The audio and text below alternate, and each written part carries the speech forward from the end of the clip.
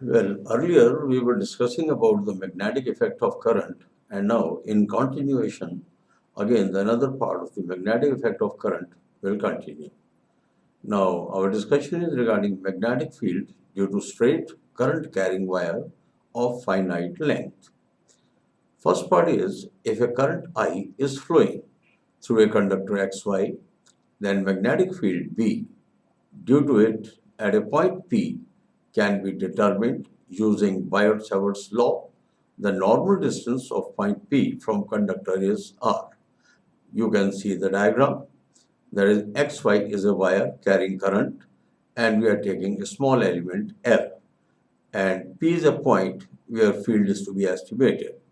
So all the dimensions are marked, angles are marked, and if the lines joining the ends X and Y of the conductor making angle beta 1, beta 2 respectively with the perpendicular drawn on the conductor from the point P, then resultant magnetic induction at P due to current carrying conductor is given by function Bp, that is field at P is mu naught I over 4 pi r sine beta 1 plus sine beta 2.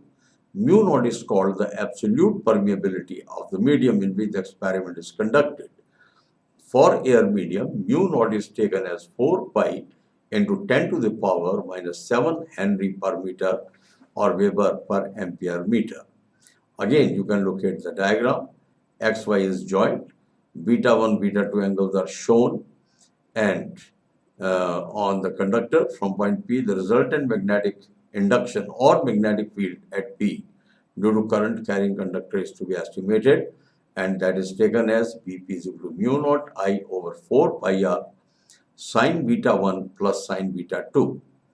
If lines joining the ends X and Y of conductor with point P make angles alpha 1 and alpha 2 respectively with the conductor, then Bp will be equal to mu naught I over 4 pi r into cos alpha 1 plus cos alpha 2.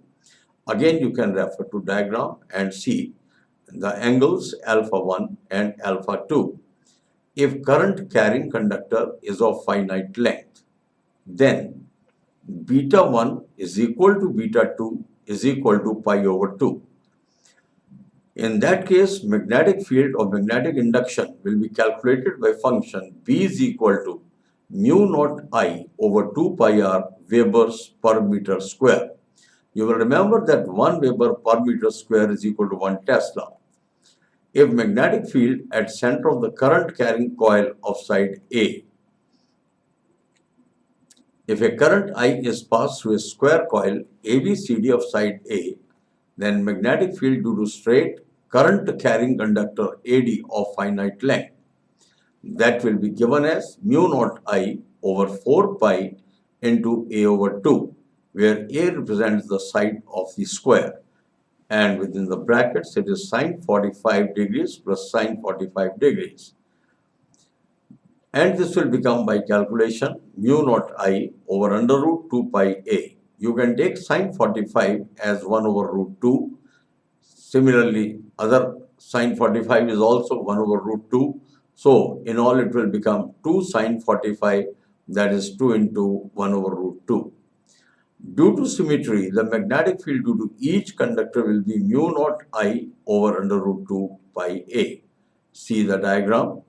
That is A, B, C, D is a square and the side is A. And in this figure, what you are finding is that in AD arm and BC arm, the current is flowing, and that is in the opposite direction. The direction of magnetic field in this case will upward perpendicular to the plane of coil. The magnetic field due to all the four sides of the square, that will be given as B naught is equal to 4 into mu naught I over root 2 pi A equals to 2 root 2 mu naught I over pi A Tesla. The direction of magnetic field will be normal to the plane of the coil. So you can see again the diagram, the angles 45 degree each, and the direction of magnetic field will be normal to the plane of the coil. Next is magnetic field due to infinitely long current carrying wire. The first part of it is that let current I be flowing in a long and straight wire.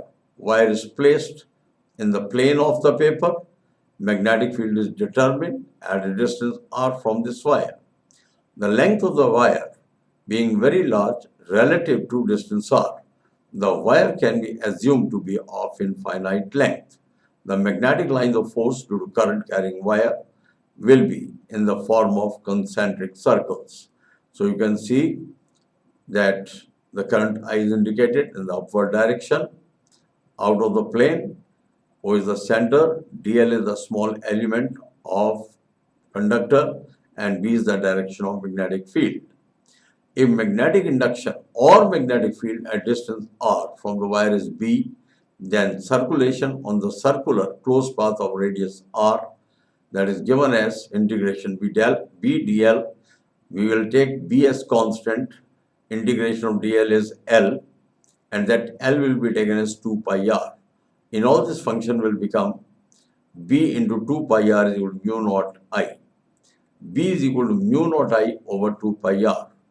B is equal to mu naught over 4 pi 2 I over r, and K is equal to 2 I over r, where K is constant and K is numerically equal to mu naught over 4 pi. Again, check up the diagram. R is the radius, dl is the small element, and B is the direction of magnetic field. I is the current flowing in the conductor. The magnetic field B due to long current carrying wire at a point near it is proportional to the current I, and the second thing is inversely proportional to the distance r. This result can also be obtained from Biot-Savart's law. The curve between B and R is of the following type. The direction of magnetic field is perpendicular to the plane made by the wire and the position vector of the point. So you can again look at the diagram. The direction of magnetic field is indicated and position vector r is also indicated. Now, magnetic field due to two parallel and straight current carrying conductor carrying wires. In the following figure, two long current carrying parallel wires are shown. The magnitude of the current flowing in both wires is same. The distance between the wires is d. The magnetic field due to these wires at a point P will be given as follows. If the point P is in between the wires and currents in both wires are in the same direction, then BP is equal to B1 minus B2, or the function can be written as mu naught I over 2 pi within the brackets 1 over x minus 1 over d minus x, and this you can locate from the diagram.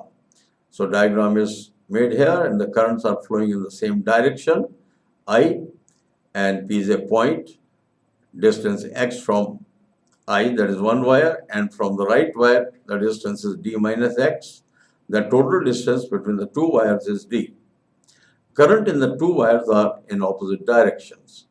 BP is equal to B1 plus B2 mu naught I over 2 pi into 1 over x plus 1 over d minus x. BP means magnetic induction at P or magnetic field at P. If point P is outside the wire as shown. Now it is shown here that the currents are in opposite direction. Other dimensions are made. Current in both wires are in the same direction. BP is equal to B1 plus B2, or it is mu naught I over 2 pi 1 over x plus 1 over d plus x. You can see the figure, that is P is a point outside the point. That is, the two wires are carrying current I1, distance between them is d, and distance of point P is x from the right side wire. Current in the two wires are in opposite directions. BP is equal to B1 minus B2 mu naught I over 2 pi into 1 over x minus 1 over d plus x. So now they are in the opposite direction. You can see the diagram.